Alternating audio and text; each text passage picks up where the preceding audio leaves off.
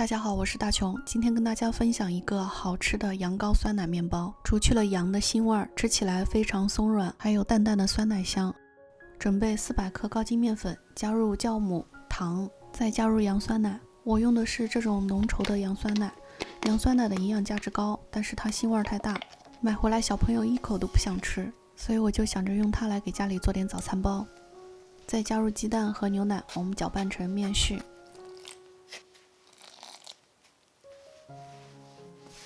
接下来把面絮揉成面团，盖上保鲜膜，先松弛10分钟，我们再来揉面。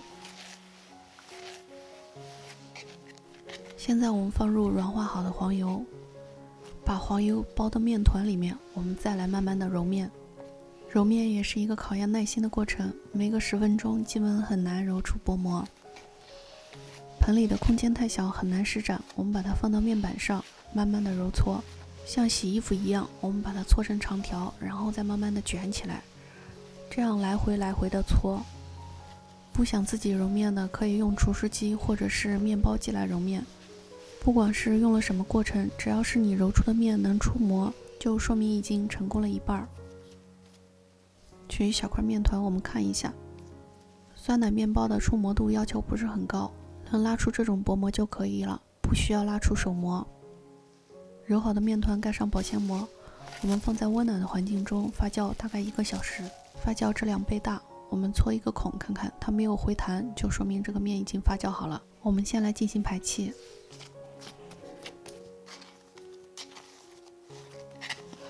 我们再稍微揉搓一下排气，然后把面团分成大概16等份。现在我们来进行面包的整形。取一小块，我们先把它揉一下，然后手掌扣着这个面团在面板上画圈，把它整理成一个圆球，底部再捏一下收紧。做好的面包胚我们放在烤盘中，让它进行2次醒发，醒发到大概2倍大的时候，我们刷上全蛋液。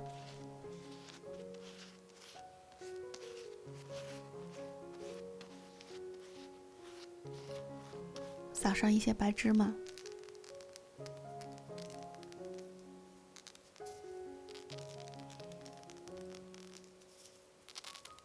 放入烤箱350华氏度烤20分钟，大概看着表面金黄就可以拿出来了。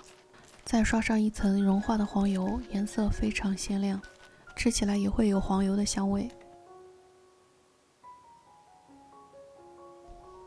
掰开看一下，非常的松软，很适合做早餐包，我家小朋友特别喜欢。简单又有营养的羊羔酸奶面包。喜欢我的视频可以给我点赞或者订阅我的频道，谢谢大家。